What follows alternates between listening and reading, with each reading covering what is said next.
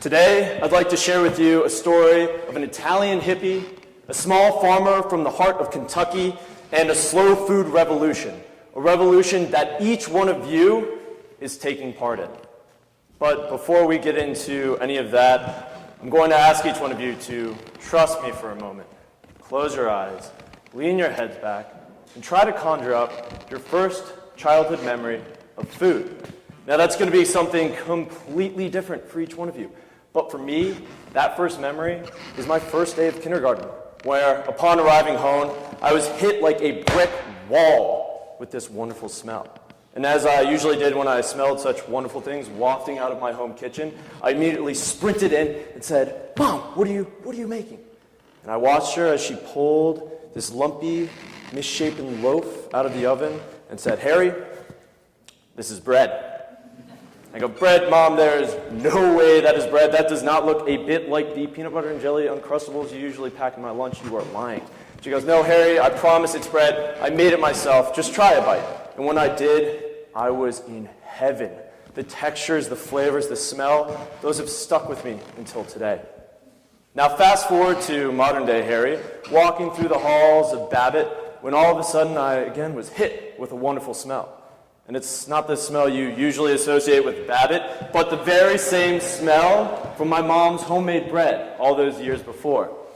Now, it took me a moment, but I tracked down the mysterious Babbitt baker, and I asked him, "Just what are you making this bread for?"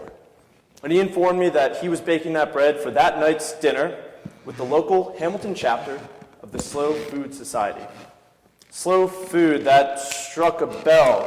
In fact, it struck a bell every single week when I flagged their emails for my trash. You see, I'd accidentally signed up for their listserv, as many of you guys probably did, my freshman year when they were tempting me with delicious homemade cookies at the club's fair.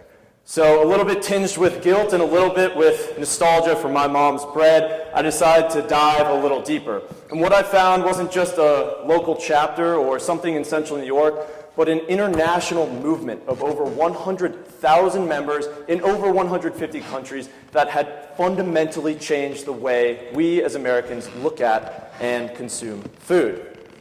Now let's get a bit into the history of the slow food movement and bring it back around to that Italian hippie I mentioned before.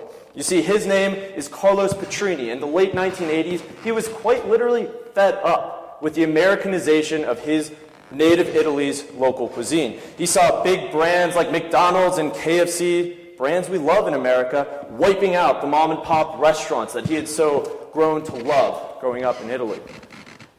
So, when McDonald's decided to raise the golden arches at the base of the Spanish Steps in the heart of Rome, in the heart of what Carlos viewed as Italian cuisine, he had had enough.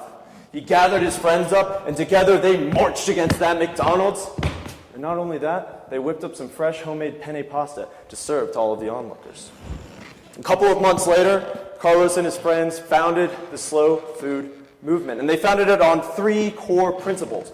One, that all food should be good for you and good tasting. Two, that all food should be clean, sustainably grown, sustainably sourced. And three, that all food should be fair prices for consumers and fair wages for producers.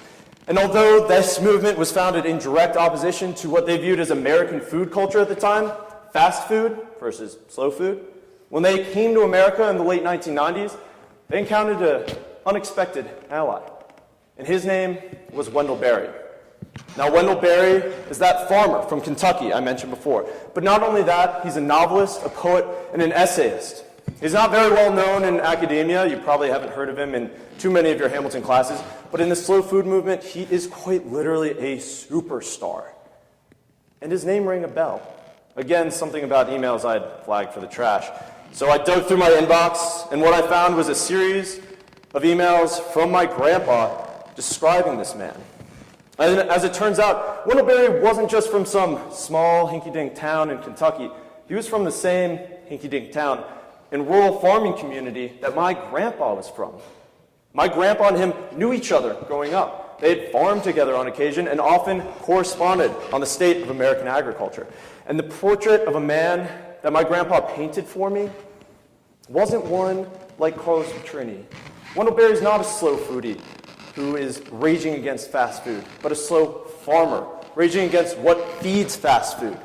He was concerned with the way that American farming had been industrialized, had been turned into a huge monoculture. Now, when I heard this, something came together for me. You see, whereas Carlos's slow foodie consumers were just urban, mostly affluent enjoyers and consumers of food before they came to America, when they met Wendell Berry, they encountered something they hadn't seen before: a producer. A consumer alone is not much, a producer alone is not much, but when they came together, they produced something beautiful.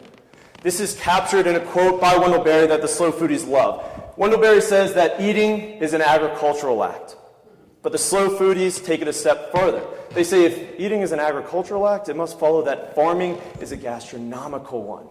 To me, this was the beautiful light bulb moment that lit up my head, where slow food came full circle. You see, when they came to America, the producers and the consumers came together and finished off this missing link. And the changes that they have wrought have been real and profound. You see, slow food is not just my mom's bread that she baked and pulled out of the oven one day. It's the community garden in my high school, at Hamilton, in Utica. It's a locally sourced food that we see in Commons and McEwen every single day. It's even on Netflix and shows like Cooked or Chef's Table. More importantly than that, nationally speaking, the USDA reports that farmers markets, a key link between local producers and slow foodie consumers, have nearly doubled in number in the past decade to now over 8,000. Organic food sales, moreover, are continuing to rise and are at an all-time high. So you see, slow food isn't just some guy baking his own bread in Babbitt.